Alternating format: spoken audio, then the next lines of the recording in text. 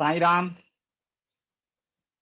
पूज्य गुरु जी का ध्यान करते हुए, उनको प्रणाम करते हुए, उनका आशीर्वाद लेते हुए आज के इस रामनवमी सेलिब्रेशन का कार्यक्रम हम लोग प्रारंभ कर रहे हैं।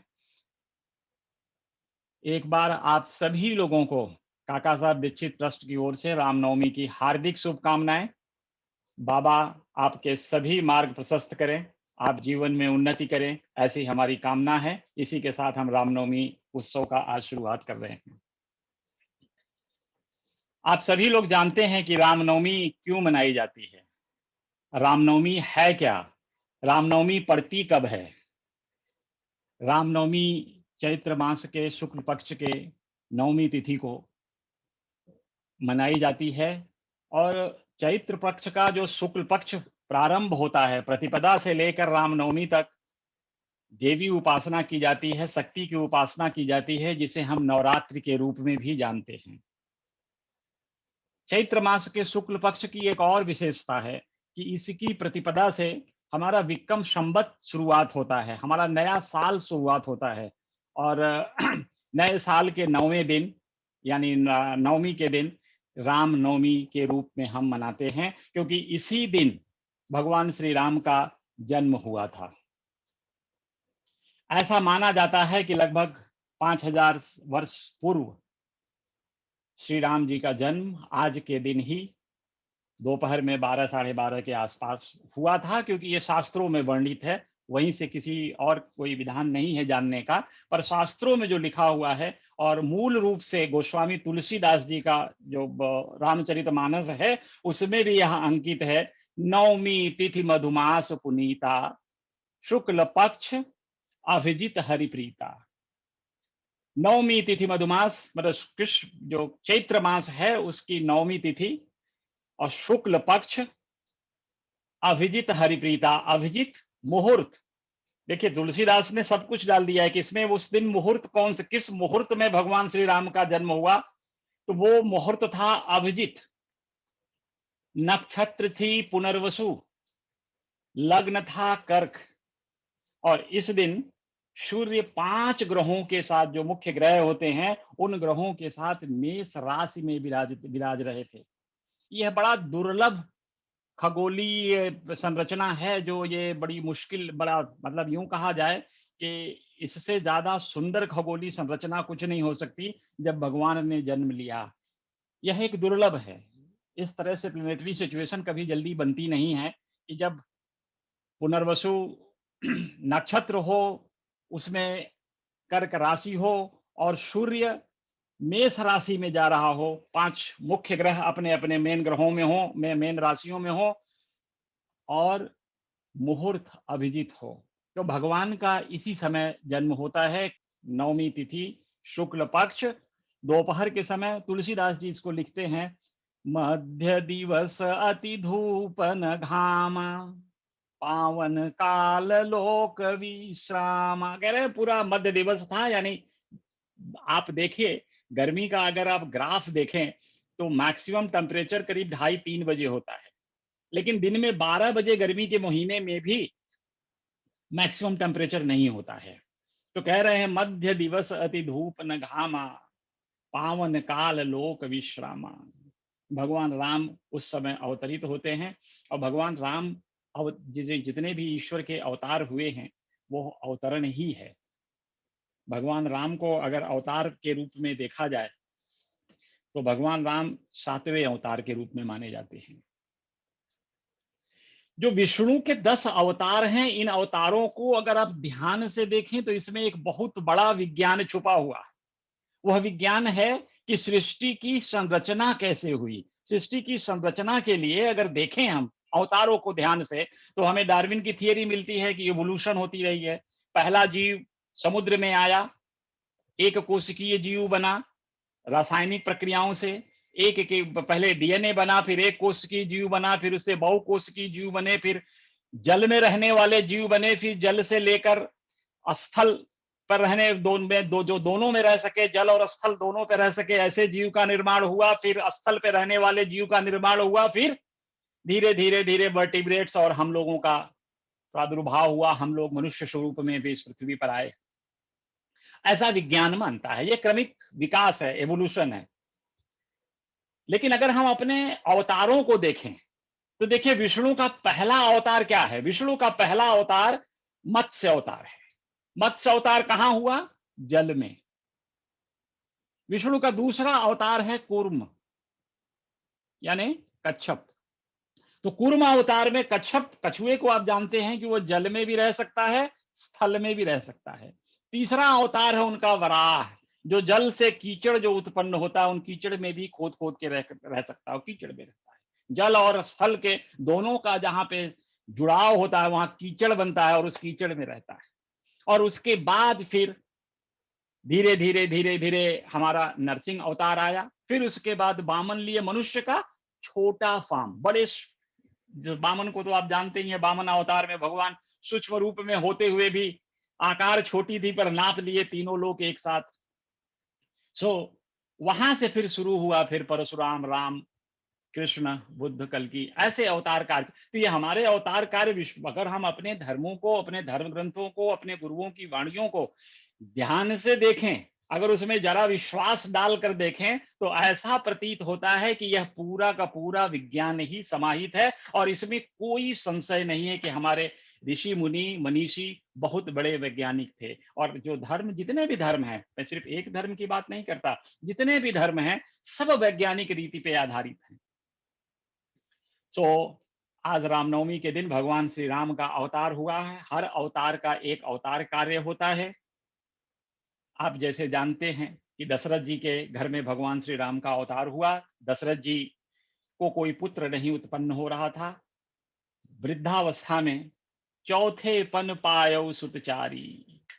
दशरथ जी को पुत्र रत्न के लिए, पुत्र प्राप्ति के लिए यज्ञ करना पड़ा था, जिसे उन्होंने पुत्रेष्ट यज्ञ कहते हैं। पुत्रेष्ट यज्ञ के बाद जो खीर, जो प्रसाद था, वो कौशल्या जी को दिया गया। इनकी 3 पत्नियां थी। मैं जस्ट थोड़ा सा आपको रामायण का एक ब्रीफ 5 मिनट के लिए डाल दूं ताकि आप रिफ्रेश हो जाए रामचरित्र से, रामायण से। फिर इसके बाद हम इस पे आएंगे कि राम के चरित्र से हमें सीखना क्या है। राम और भगवान श्री साईनाथ महाराज, इनमें समानता कहाँ कहाँ है? क्योंकि आज ही के दिन साईं की भी जन्मदिन मनाई जाती है। लेकिन कोई पक्का प्रमाण कहीं नहीं मिला है कि साईं बाबा का जन्म आज के दिन हुआ था। लेकिन बहुत से भक्त आज के दिन ही साईं बाबा की का जन्मोत्सव मनाते हैं। तो हम समानता पे आते हैं कि कहाँ कारण है कि हम आज के दिन ही बाबा के जन्मोत्सव मनाते हैं, जिस दिन भगवान श्री राम का जन्म हुआ। क्यों शिरडी में रामनवमी इतने धूमधाम से मनाई जाती है? क्यों शिरडी में रामनवमी का त्योहार सबसे महत्वपूर्ण त्योहारों के रूप में मनाया जाता है? सो इन पे हम चर्चा करते रहेंगे आज के चर्चा के दिन। और इसके जस्ट थोड़ा सा पहले मैं रामचरितमानस का रिफ्रेश कर दूं आप लोगों को कि दशरथ के घर 4 पुत्र पैदा होते हैं जो यज्ञ करते हैं। उस आगे यज्ञ का प्रसाद कौशल्या को दिया जाता है। इनकी 3 रानियां थी। तो कौशल्या ने अपना आधा प्रसाद कैकेयी को दिया और कैकेयी ने अपने आधे प्रसाद को का आधा, और कौशल्या ने भी जो आधा बचा था उसका आधा सुमित्रा को दिया। तो जिसकी वजह से सुमित्रा को 2 भाग प्रसाद के मिले, उनको 2 पुत्र मिले, लक्ष्मण और शत्रुघ्न। और कौशल्या से राम पैदा हुए और कैकेयी से भरत पैदा हुए।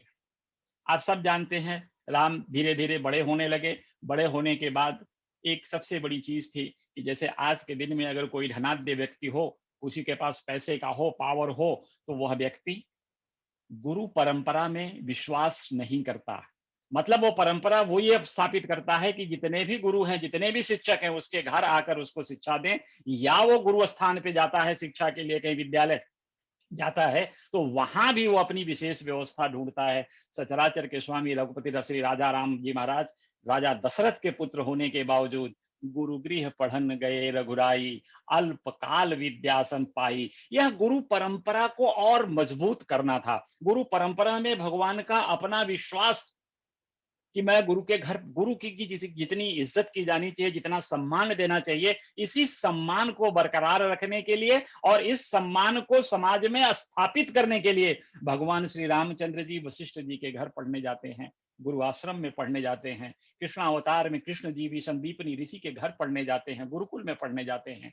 तो यह परंपरा रही है। गुरु सर्वत्र पूजनीय है। गुरु को तो आप सब लोग जानते हैं। हम लोग प्रार्थना में भी कहते हैं गुरु ब्रह्मा गुरु विष्णु गुरुदेवो महेश्वरः गुरु साक्षात परब्रह्म तस्मै श्री गुरुवे नमः। सो ऐसे गुरु जिसमें ब्रह्मा विष्णु महेश और परब्रह्म नारायण भी समाहित हैं, उस गुरु को बार बार उसके सम्मान के लिए इनकी परंपरा जो गुरु सम्मान की थी, इन अवतारों ने भी कायम रखी और इसलिए उनके घर पढ़ने चले गए। तो भगवान पढ़ने जाते हैं, फिर वशिष्ठ विश्वामित्र जी आते हैं, राजा दशरथ से मांग लेते हैं कि हमको राक्षस यज्ञ करने में बहुत तकलीफ दे रहे हैं, तो मुझे राम को लेकर के दे दो ताकि जंगल में हम राक्षसों से अपनी रक्षा कर सकें, हमारे यज्ञ हो सके। दशरथ कहते हैं महाराज आपने क्या मांगा, आपको जब राक्षसी परेशान कर रहे हैं तो मैं अपनी पूरी सेना भेज दूं आपके लिए, पूरी सेना जाएगी और सेना जाने के साथ साथ आपके सारे राक्षसों को हम मार देंगे, हमारे पास तो बहुत बड़ी सेना है। तो उन्होंने कहा नहीं मुझे तो राम ही चाहिए।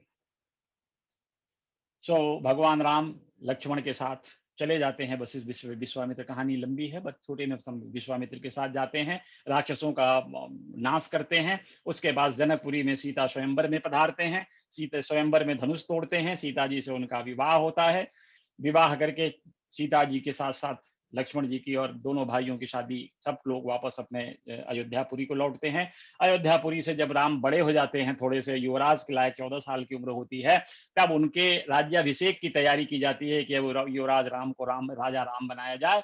अब राजा राम बनने के दिन ही कैकेयी का प्रकोप आप लोग जानते हैं, दशरथ से 2 वर मांगी, जिससे से राम को 14 वर्ष का वनवास और दूसरे से भरत जी को राजगद्दी। अब आप सामान्य स्थिति में देखिए, किसी का आसन छिन जाए आज के परिस्थिति में, तो वह व्यक्ति क्या नहीं कर लेगा। लेकिन भगवान श्री राम को देखिए, मर्यादा क्यों, मर्यादा पुरुषोत्तम हम लोग कहते हैं, ऐसे ही नहीं है। क्षमता देखिए उनकी, समानता, जैसे कहते हैं ना दुख सुख में समान। कल राजा बनने वाले थे, उस चीज का कोई अभिमान नहीं था, सामान्य राम माँ बाप परिवार के साथ खेल रहे थे, और उसके बाद पिताजी बुला के बोलते हैं कि बेटा तुम्हें कल जंगल जाना पड़ेगा, तब भी राम के ऊपर कोई दुख का दिखावा नहीं आया, चेहरे पे कुछ झुक नहीं झलका, और भगवान राम ने उसे सहर्ष ही स्वीकार कर लिया। माँ से पूछ मिलने गए, माँ ने भी कुछ नहीं बोला, माँ से भी उन्होंने कहा कि माँ, पिता ने मुझे अयोध्या की जगह जंगल का कानन राजा मुझे जंगल में राज्य दिया है, तो मुझे जाने का आज्ञा दीजिए, आशीर्वाद दीजिए, वहीं पे मेरा बहुत बड़ा कार्य होने वाला है। और ऐसा करके भगवान राम चले आते हैं। एक विशेषता, आप अगर इस स्थिति में कोई राजा जंगल में जाता, आज के तारीख में जैसे कुछ संभ्रांत लोग जेल जाते हैं, तो जेल भी उनके लिए एक आश्रम बन जाता है, बड़ा अच्छा रहने सहने के लिए, सारी सुख सुविधाएं उपलब्ध हो जाती हैं। लेकिन उस जमाने में दशरथ का पुत्र होने के बावजूद राम ने ना कोई सेना ली ना रथ ली, सिर्फ अयोध्या के बॉर्डर तक उनको रथ छोड़ने गया था, उसके बाद सारी सेना लौट आई और राम अकेले सीता और लक्ष्मण के साथ जंगल चले जाते हैं, जंगल में निवास करते हैं। राम की सबसे बड़ी विशेषता यह थी कि भगवान राम जहां भी गए वहां के लोगों के साथ मिलकर रहे, उनके साथ, चाहे वो केवट रहा हो, चाहे भील कील कोल जितने भी जातियां रही हों, इनके साथ मिलकर के भगवान राम ने इनके दुख दरिद्र को दूर किया। और जिसके लिए इन्होंने साम्राज्य उनके दुश्मनों से जीता, लोकल राजा उन्हीं को वहां का राज्य दिया, चाहे वो सुग्रीव हो चाहे वो विभीषण हो। लंका जीता लेकिन राज्य दिया विभीषण को, किष्किंधा जीता बाली को मारा लेकिन राज्य दिया सुग्रीव को। कोई राज्य का लोभ नहीं था, सचराचर का स्वामी, इतना सब कुछ होने के बाद यह एक हमें सीख मिलती है। तो भगवान राम सीता को ढूंढते ढूंढते किष्किंधा पर्वत जाते हैं, सुग्रीव से मित्रता होती है, हनुमान साथ आते हैं, सीधा चले जाते हैं लंका। लंका में जाने के पहले उन्होंने पुल की संरचना करते हैं जिसपे सारे बंदर पार होते हैं, और रावण के पास जाकर के भगवान राम रावण राम का युद्ध होता है। युद्ध में एक विचित्र स्थिति एक दिन आई। मैं इस चीज को आपको बता दूं कि क्यों नवरात्रि के बाद दशमी, विजयदशमी जब हम लोग मनाते हैं, तो क्यों विजयदशमी से पहले हम लोग दुर्गा की आराधना करते हैं, शक्ति की आराधना करते हैं। राम का, चाहे अभी राम का जन्म हो रहा है तो शक्ति की आराधना हो रही है, और राम जब विजय करते हैं लंका पे तो शक्ति की आराधना पहले की जाती है, विजयदशमी उसके बाद में आती। कारण, जब रावण, सब उसका परिवार मर गया, रावण खुद लड़ने आया भगवान श्री राम से। तो जब लड़ रहा था रावण, तो उस दिन रावण बड़े प्रताप से लड़ रहा था, और इधर राम की सेना परेशान हो गई। शाम हुआ, युद्ध बंद हो गई। तो लोग जामवंत जैसे लोग भगवान को सांत्वना दे रहे हैं कि महाराज हम लोग कल अच्छे से लड़ेंगे, कोई बात नहीं, आज जो हुआ हुआ। लेकिन रामचंद्र जी बड़े निश्चिंत होकर, थोड़े से मन में चिंतित हो करके बैठे, कि बता रहे हैं कि देखिए मुझे इस चीज से चिंता नहीं कि हमारा परफॉर्मेंस आज कैसा रहा, हमें इस चीज से चिंता है कि रावण ऐसे लड़ किसके सहारे रहा था और रावण नहीं लड़ रहा था। तब राम ने ध्यान देखा और देखा कि तो रावण नहीं, शक्ति लड़ रही थी। तो जामवंत ने कहा कि महाराज आप 2 दिन 3 4 दिन शक्ति की उपासना कीजिए और हम लोग तब तक फील्ड संभालते हैं। तो भगवान राम ने शक्ति की उपासना प्रारंभ कर दी। 108 कमल दल लेकर के माँ दुर्गा का उपासना करने लगे भगवान श्री राम, और हर थोड़े थोड़े देर के बाद एक एक कमल दल उनको चढ़ाने लगे। 9वें दिन ऐसा आया कि जब 108 कमल दल लिए थे, 106 चढ़ाने के बाद जैसे थाली में हाथ डालते हैं आंख बंद करके, तो कमल दल थे नहीं, क्योंकि माँ ने सोचा थोड़ा देखता हूं कितना ध्यान, कितना मेरे ऊपर इसका विश्वास है।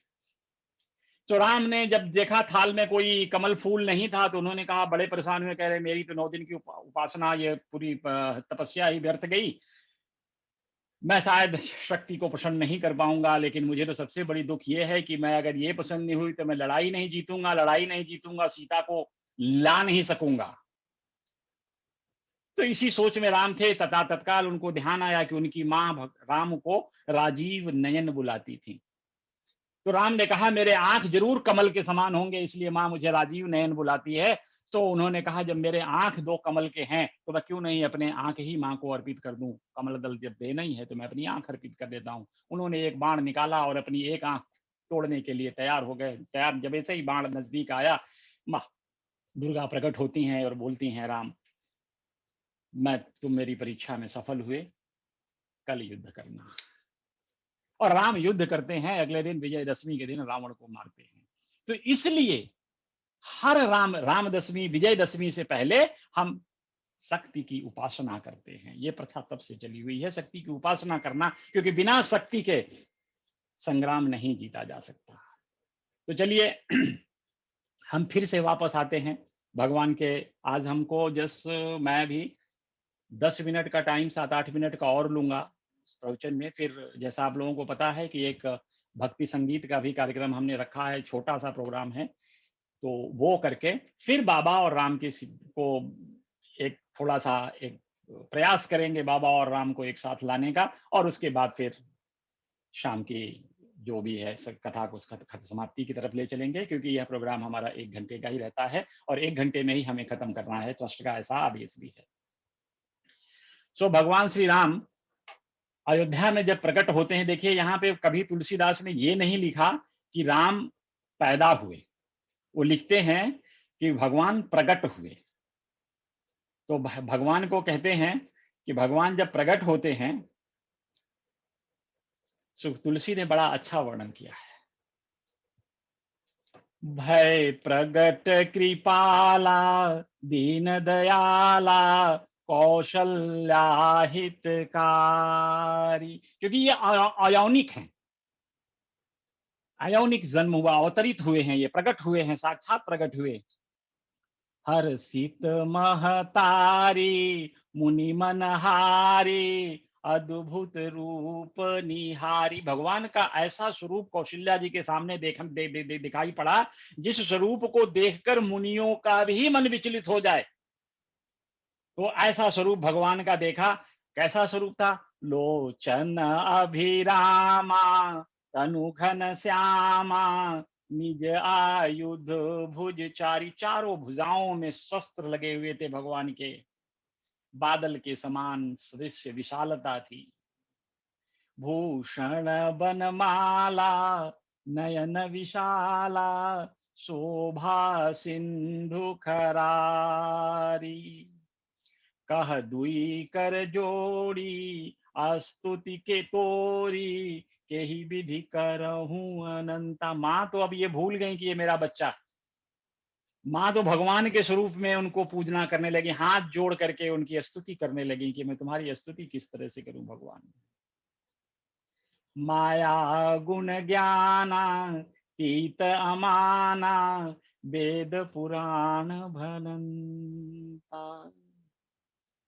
क्योंकि माया के तीनों गुणों से गुणातीत, माया गुण ज्ञानातीत, ज्ञान से और माया से माने उनके बिना, उनसे रहित भगवान का जो यह स्वरूप देखा माँ ने, सो कह रही हैं कि ऐसा वेद भी कहता है कि भगवान श्री राम माया से रहित हैं, गुणों से रहित हैं।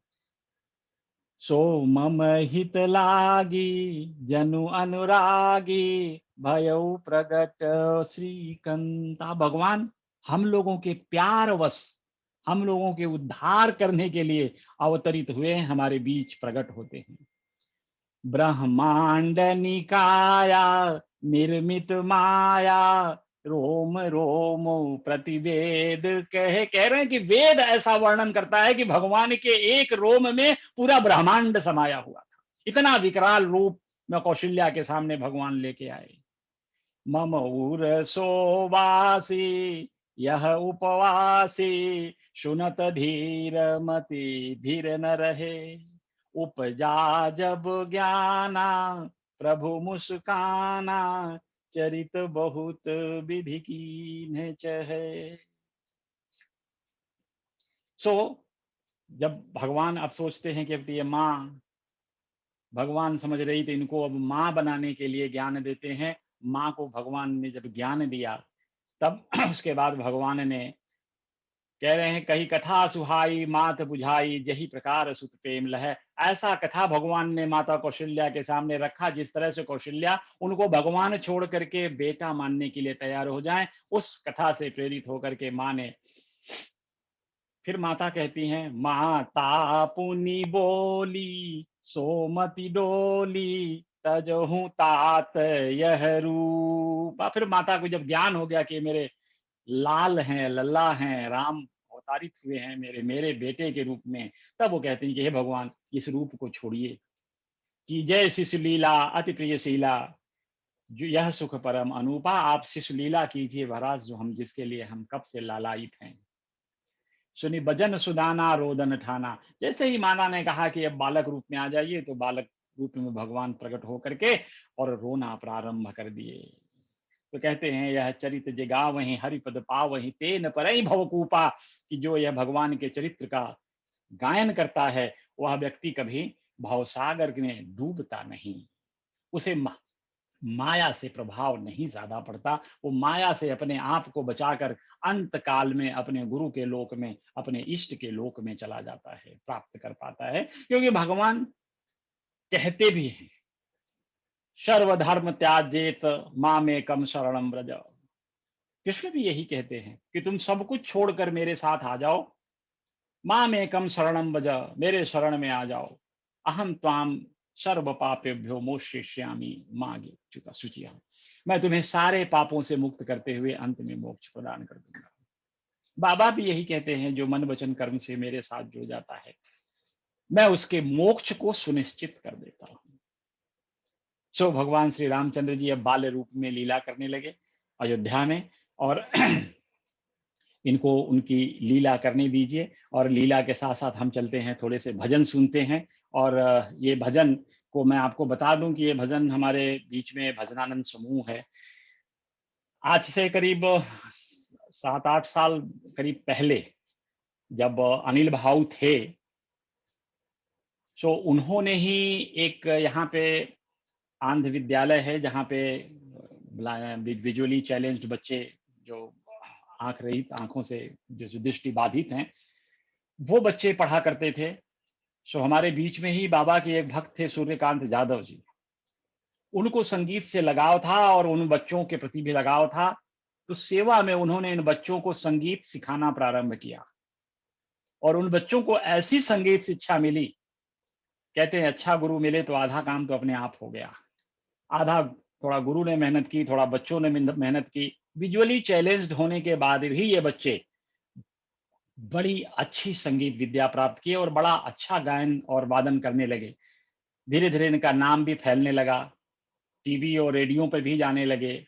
सो हमारे मंदिर में ये बाबा से चूंकि जुड़े हुए थे सूर्यकांत जी, तो ये मंदिर में आए और मंदिर में एक रामनवमी को उन्होंने प्रोग्राम दिया।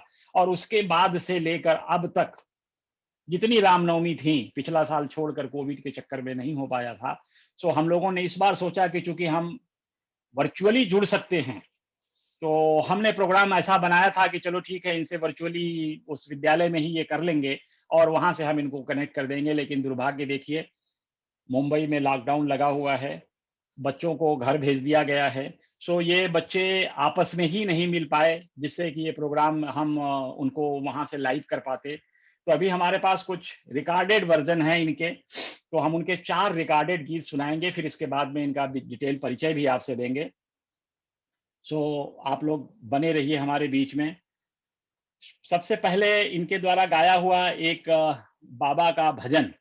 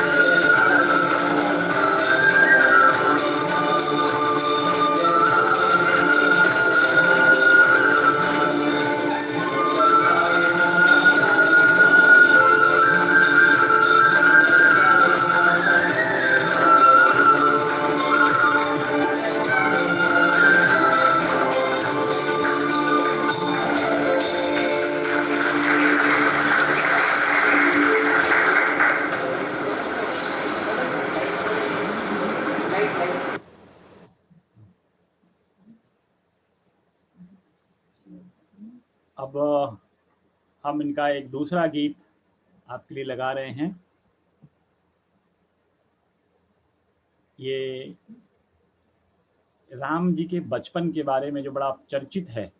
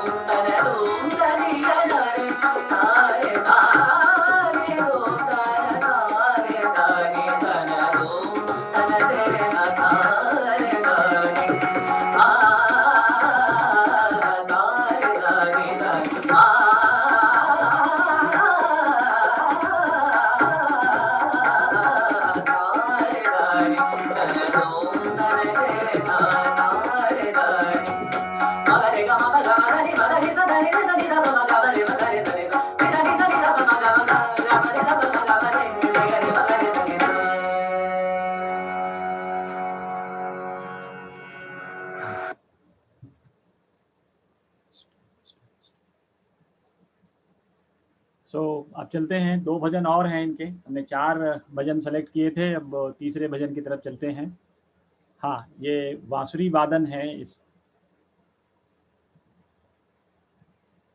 इसमें देखिए कलाकार इतनी अच्छी, अच्छा ये चला गया ना, ये आवाज नहीं जा रही।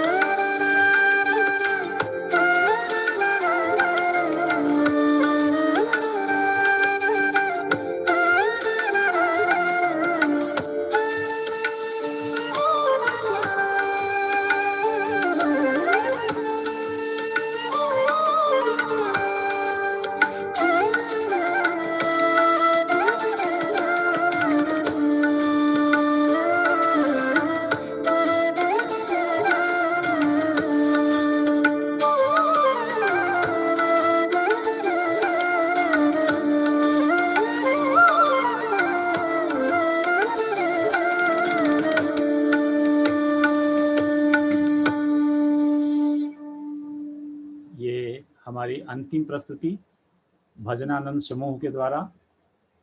आप इसमें जो स्क्रीन दिख रही होगी शायद ना, स्क्रीन में आप देख रहे हैं ना, जो सबसे राइट साइड में है ग्रीन कुर्ता में सूर्यकांत जाधव जी हैं। यही इन बच्चों के गुरु हैं। इन्होंने ही इनके अथक प्रयास से इनको संगीत की शिक्षा दी और इनको इस लायक बनाया कि आज ये अंतर्राष्ट्रीय मंच तक अपनी प्रस्तुति दे रहे हैं। तो आइए इनकी हम लास्ट प्रस्तुति समझते हैं, चलते हैं। संस्कृत और मराठी से मिला जुला, हिंदी भी मिला जुला, यह गीत है। इसमें ईश्वर की कई, गणपति की, तमाम ईश्वर की कई तरह से वंदना की गई है।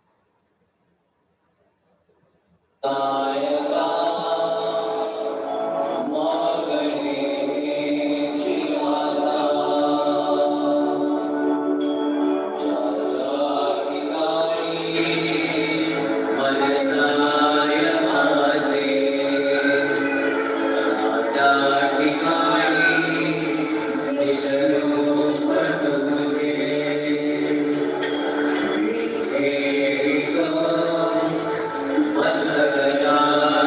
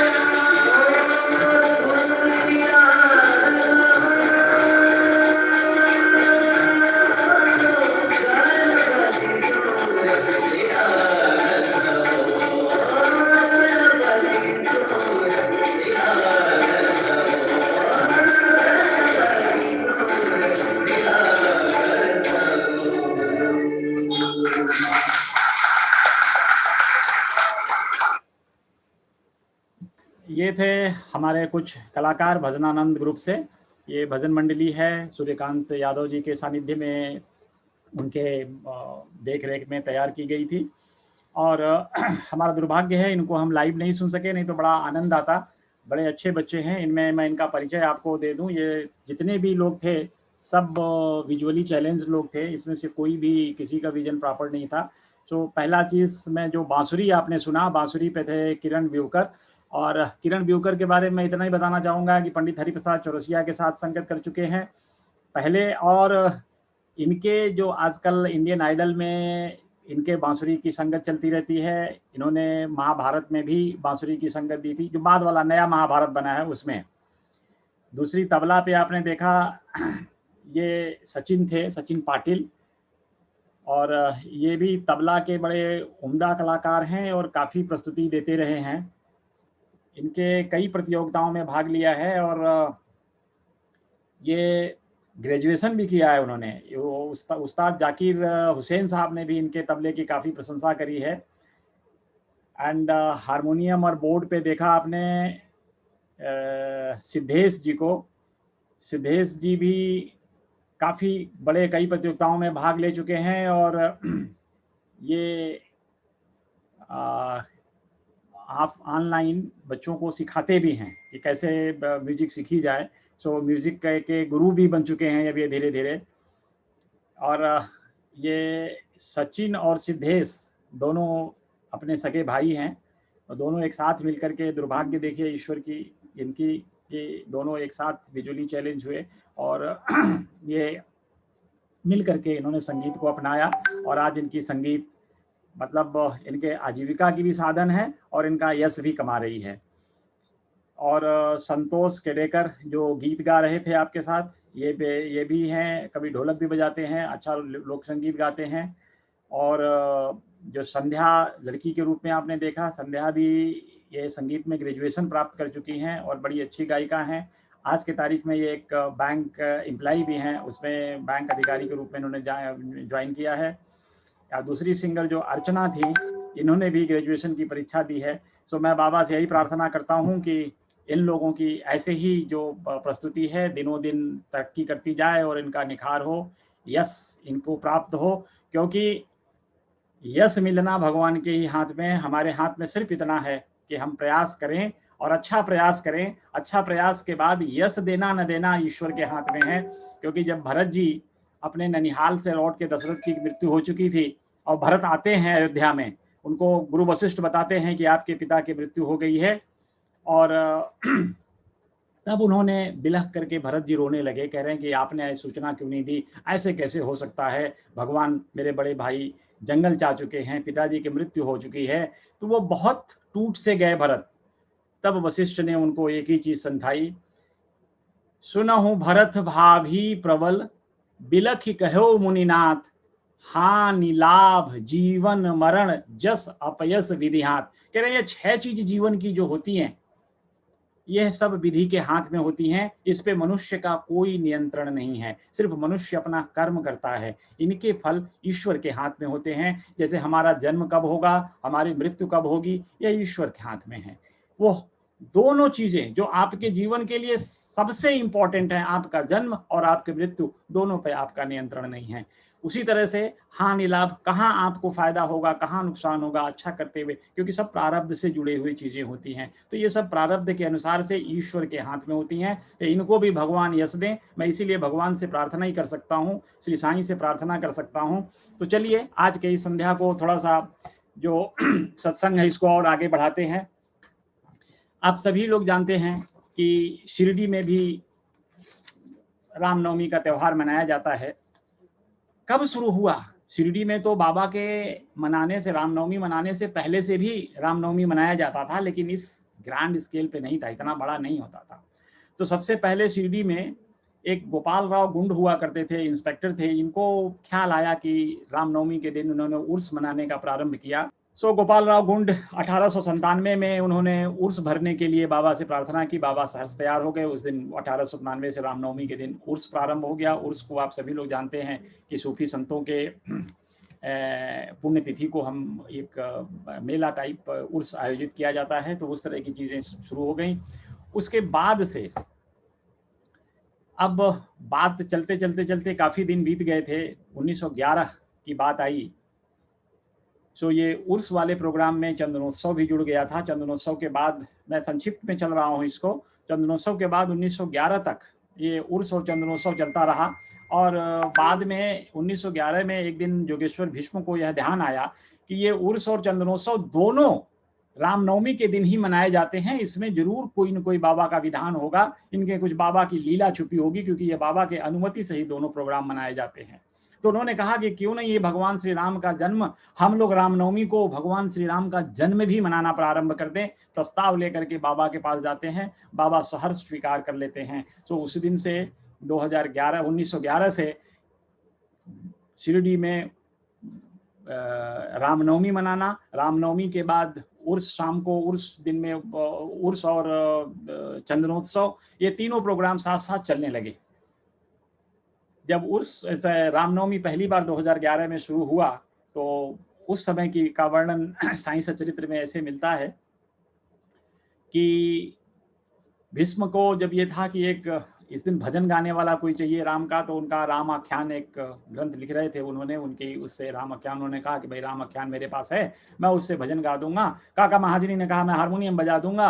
राधा कृष्णमाई ने कहा मैं सूंठ बड़ा और प्रसाद बना दूंगी। तो बस हो गया जो चाहिए था। उन्होंने कार्यक्रम प्रारंभ किया, बाबा के पास गए, बाबा से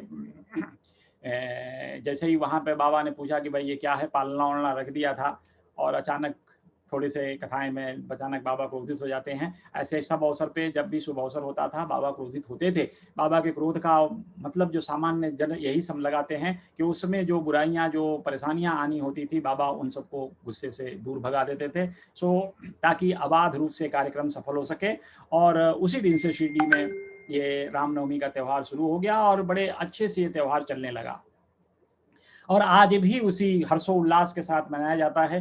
शिरडी एक छोटा सा गांव था, इतनी बड़ी भीड़ जुटने लगी वहां पे कि अब बड़ा मुश्किल हो गया। 1912 में जब अगला रामनवमी का समय आया, तो उस समय अब हरिदासी कहाँ से मिलेगा, भजन गाने वाला कहाँ से मिलेगा। तो वो 1912 में बाला बुआ, जो आधुनिक तुकाराम के नाम से भी जाने जाते हैं, उन पे बाबा कृपा हुई, वो आए, उन्होंने राम भजन प्रस्तुत किया। अब बात 1913 में आया, तो बाला बुआ सतारकर जी, इनको उनके गांव में प्लेग हो गया था, तो ये बेकार थे, मतलब उस समय वहां पे कुछ भजन कीर्तन नहीं कर सकते थे, तो वो आ गए शिरडी।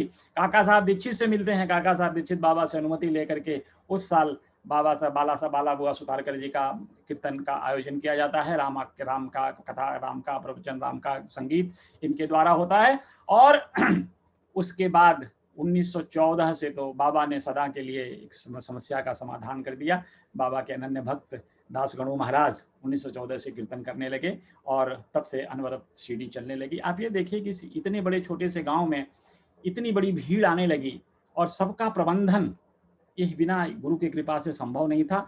सब लोगों ने मिलजुल कर यह प्रबंधन किया। और जहां तक रही जल का संकट, 2 ही कुएं थे, एक का पानी सूख जाता था, दूसरे में खारा था, तो बाबा ने उस खारे कुएं में थोड़ा फूल डाल करके उसको मीठा पानी बना दिया था, तो जिससे शिरडी में भी रामनवमी अबाध रूप से चलने लगी थी। अब प्रश्न उठता है कि बाबा का जन्मदिन भी, साईनाथ महाराज का जन्मदिन भी आज ही के दिन मनाया जाता है। क्या समानताएं रही होंगी बाबा से? क्या बाबा भगवान श्री राम के अवतार हैं?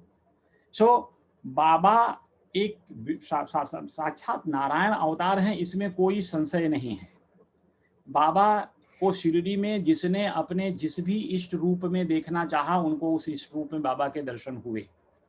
लेकिन विशेषतया अगर आप चैप्टर 29 में देखें, तो जहाँ पे कि एक मद्रासी भजन मंडली शिरडी आती है, और उस भजन मंडली की जो मुखिया था, उसकी पत्नी, सब लोग आरती कर रहे हैं बाबा की, और उसको उस आरती के समय बाबा भगवान श्री राम के रूप में दर्शन देते हैं। और क्योंकि भगवान श्री राम के रूप में दर्शन इसलिए देते हैं कि उस महिला के इष्ट देव ही भगवान श्री राम थे। तो बाबा को जो जिस रूप में ध्यान करता है अवतार भगवान श्री साईनाथ महाराज, सदैव उसको उसी रूप में दर्शन दिए हैं। तो उन्होंने उनको भगवान श्री राम के रूप में दर्शन दिया, जो किसी को विश्वास नहीं होता था, लेकिन उस स्त्री को भगवान ने राम के रूप में दिया, दर्शन दिया।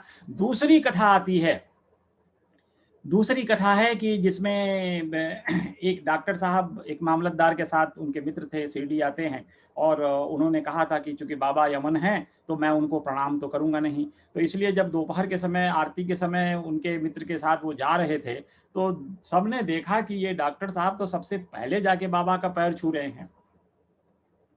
तो इनको लोगों को बड़ा आश्चर्य हुआ कि अब भगवान बाबा क्यों जा रहे हैं। तो बाबा इनको इनके इष्ट देव राम के रूप में दर्शन दे रहे थे, उनको राम दिखाई पड़ रहे थे, इसलिए जा करके उन्होंने बाबा के चरण स्पर्श किए। और जब देखा, फिर बाद में ध्यान छूटा, देखा तो देख रहे हैं साईनाथ बैठे हैं, तो कह रहे अरे ये तो परब्रह्म है, ये तो साक्षात अवतार हैं जो यहाँ पर उपस्थित हुए हैं शिरडी में। उन्होंने बाबा को प्रणाम किया और चले आए वाड़े में आकर के। उनके मन में एक कोने में कहीं था कि बाबा ऐसा कैसे हो सकता है कि मुझे भगवान राम के रूप में दिखे। तो उन्होंने कहा कि ठीक है, अब मैं इसकी एक छोटी सी परीक्षा लूंगा कि अगर बाबा मुझे द्वारिका माई नहीं बुलाएंगे तो मैं जाऊंगा नहीं। तो वो द्वारिका माई गए नहीं।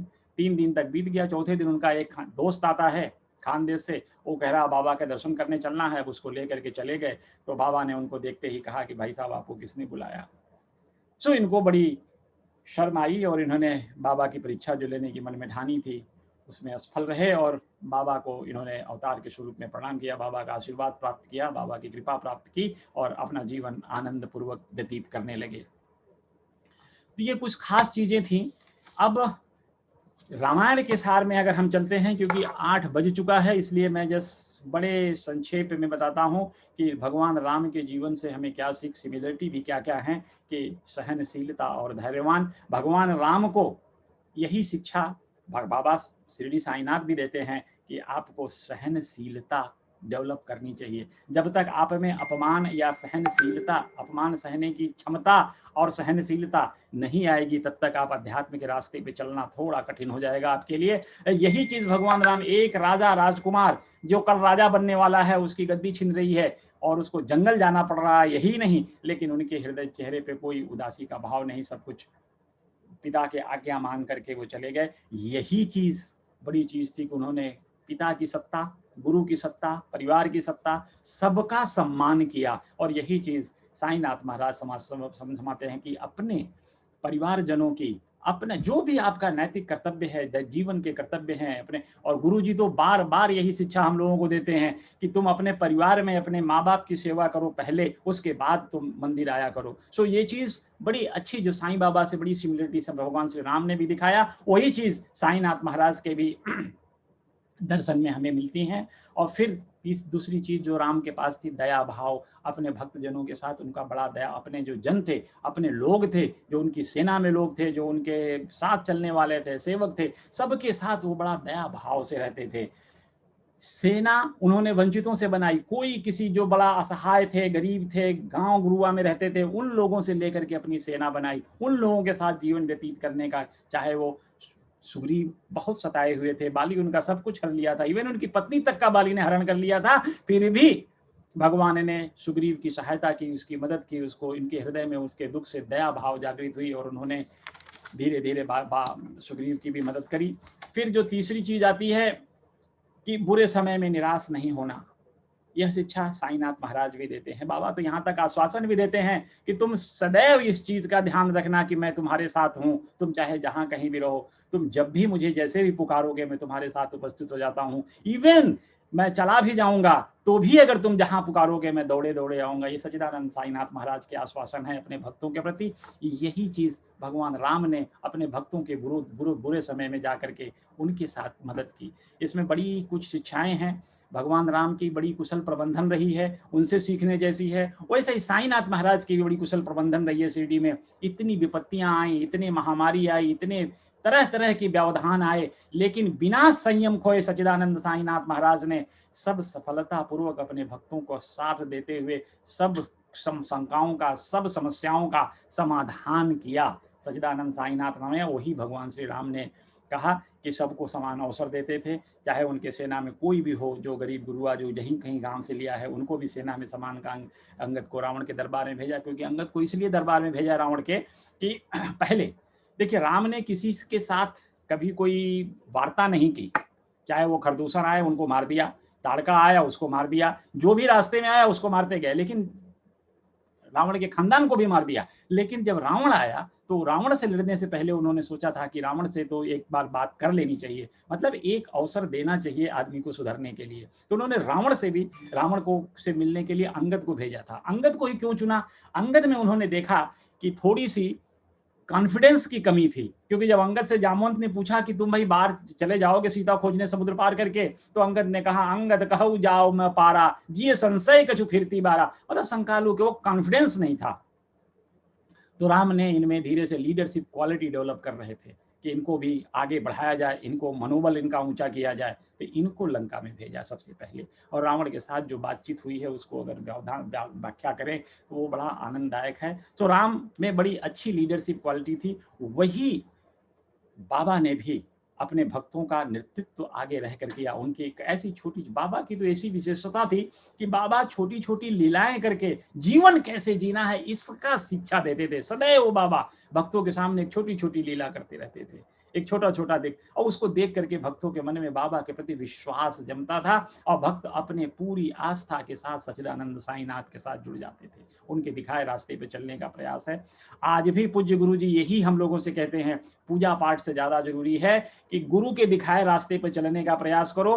गुरु ने जो दीन दुखियों की सेवा की, आज हमारी नैतिक जिम्मेदारी बनती है कि हम सब लोग मिल करके समाज में जितनी भी हमारी क्षमता है उसके हिसाब से हमें दीन दुखियों प्राणियों की सेवा करनी चाहिए। गुरु जी ने तो यहाँ तक कहा कि ये जो तुम्हारे जितनी मंदिर हैं यह सेवा केंद्र हैं, विपत्ति के समय में इन मंदिरों का उपयोग सेवा केंद्र की तरह जो असहायों की सेवा करने के काम आए, ऐसे मंदिर की व्यवस्था करनी चाहिए। तो पूज्य गुरु जी के आदेश का पालन करना हम भक्तों की सबकी जिम्मेदारी है। और ये हमारा सौभाग्य है कि हमारे जीवन में हमारे पूज्य गुरु जी मिले। ये हमें पता नहीं हमारे किस जन्म का अच्छा कर्म रहा होगा कि हम गुरु जी के साथ जुड़े, उनका सानिध्य मिला, उनका आशीर्वाद मिलता है, उनका मार्गदर्शन मिलता है। और उनकी कृपा, बिना उनकी कृपा से, बिना गुरु की कृपा से हम लोग कुछ भी नहीं कर पाएंगे। हमारा कोई पथ प्रदर्शक है ही नहीं आगे ले चलने के लिए बिना गुरु के, तो हम सब उन पे ही आश्रित हैं। उनके दिखाए रास्ते पे चलने का प्रयास करना हमारा जीवन का मुख्य कर्तव्य है। तो आज मैं आप सभी लोगों से एक अनुरोध भी करूंगा, समय बहुत कम है, गुरु जी का मैं मैसेज पढ़ता, लेकिन आप सब लोगों को मैं बता दूं कि गुरु जी का आज रामनवमी का मैसेज है। मैंने उनके मूल तत्वों को तो इस अपने साथ जो हम लोग सत्संग कर रहे थे उसमें ले आया, लेकिन आप लोग उनको मूलतः उस जो बाबा का आज गुरु जी का मैसेज है, आप ग्लोबल फाउंडेशन पे जाकर के फेसबुक से आप डाउनलोड कर सकते हैं। नहीं तो आपकी सुविधा के लिए मैंने अपने स्टेटस में, व्हाट्सएप के स्टेटस में डाल दिया है, वहां से आप डाउनलोड करके एक बार अवश्य पढ़ लें। वह एक बड़ा अच्छा दिशा निर्देश है हम लोगों के लिए कि हमें अपना जीवन यापन कैसे करना है भगवान राम के साथ, भगवान श्री साईनाथ के साथ जुड़ करके। सो आइए आज हम लोग एक छोटी सी ये करें कि हम लोग, जैसे हम लोग भक्ति में कहते हैं ना, सबसे बड़ी भक्ति होती है नवधा भक्ति, तो भगवान ने नवधा भक्ति की बार बात करी है। लेकिन रामायण में भगवान राम ने राम को जब उनको कहा कि मेरी नौवीं भक्ति है, नौवीं भक्ति क्या है वो बड़ी ध्यान देने लायक है। रामचरितमानस में तुलसीदास जी ने बड़े सरल भाषा में लिखा है, नवम सरल सम सन संचल हीना, मम भरोस ही हरस। कह रहे हैं कि नवम सरल सब सन छल हीना, सरलता, नवमी भक्ति अगर आप अपने जीवन में सरलता प्राप्त कर लेते हैं, सहजता प्राप्त कर लेते हैं, सरल बना देते हैं जीवन को सहज बना देते हैं और सहजता से जीवन यापन करते हैं, तो ये भगवान के प्रति भक्ति है। सामान्य नहीं है अपने आप को, शायद कठिन बनना तो बड़ा सामान्य है, लेकिन सरल बनना बड़ा कठिन है। सो इसलिए अपने जीवन को आप लोग जितना भी हो सके सरल बनाइए, अहंकार से दूर रहिए, सदगुरु साईनाथ से जुड़े रहिए, इस संस्था से जुड़े रहिए, जितना हो सकेगा। जो भी गुरु जी का जैसे भी आशीर्वाद आएंगे, हम सब लोग जैसे भी उनका दिशा निर्देश आएगा उसके अनुसार कार्य करते रहेंगे। जितना भी ईश्वर ने हमें सामर्थ्य दी है हम उस सामर्थ्य के साथ आगे बढ़ेंगे। और मैं सबके लिए श्री साईनाथ महाराज से आज रामनवमी के दिन प्रार्थना करता हूं कि सब भक्तों को अपनी कृपा शक्ति दें, सब भक्तों के सत्या के साथ जुड़े रहें, ताकि भक्त अपनी भक्ति अनुसार, अपनी श्रद्धा अनुसार, अपने सामर्थ्य अनुसार समाज में आपके दिखाए रास्ते पर चलने का प्रयास कर सके। अब मैं यही वाणी को विराम देते हुए अनुरोध करूंगा वेंकट जी से कि वोट ऑफ थैंक्स प्रस्तुत करें प्लीज।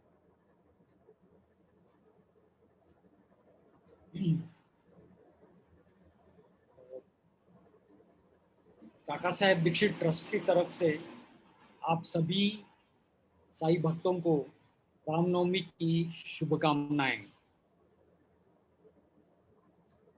काका साहेब दीक्षित ट्रस्ट भजानंद ग्रुप का बहुत आभारी है कि आपने इस कार्यक्रम को आनंदमयी, साईमयी और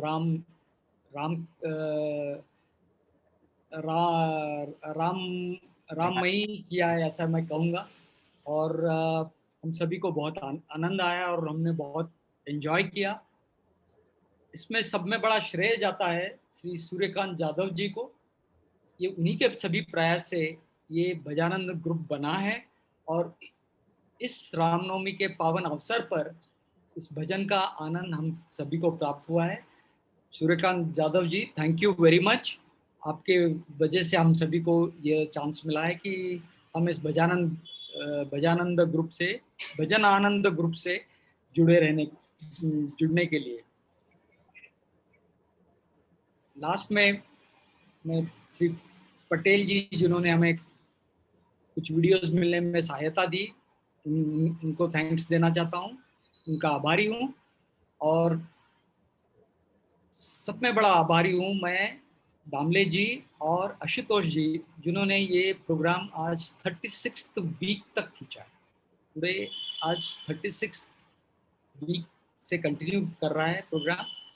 प्रॉब्लम्स है, कोरोना है, सभी प्रॉब्लम्स है, कुछ लोगों को घर पर भी प्रॉब्लम है, बट ये सब होते हुए भी ये प्रोग्राम को कंटिन्यू किया है। तो स्पेशल थैंक्स टू दामले जी जो कभी नॉर्मली कहीं स्क्रीन पे कभी भी नहीं दिखाई देते, अभी भी नहीं दिखाई दे रहे हैं, और Ashutosh ji, thank you very much. Thank you sir. So बस अब आज के इस रामनवमी उत्सव को यहीं समाप्त करते हैं।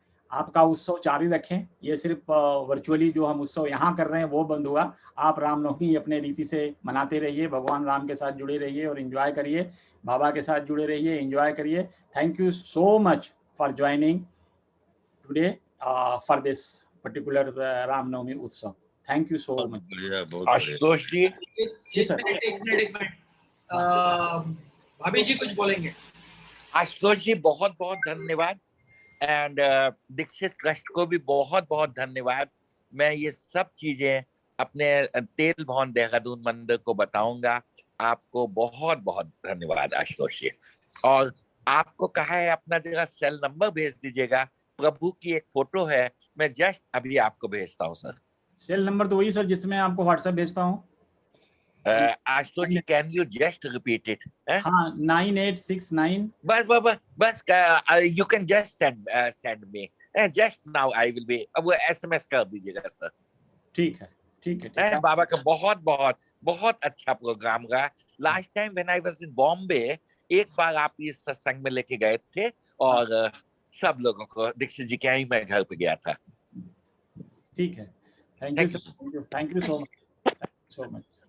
अभी भाभी जी को बहुत बहुत शुभकामनाएं और बहुत ही अच्छा प्रोग्राम हुआ। आशुतोष जी और यादव जी को बहुत बहुत धन्यवाद।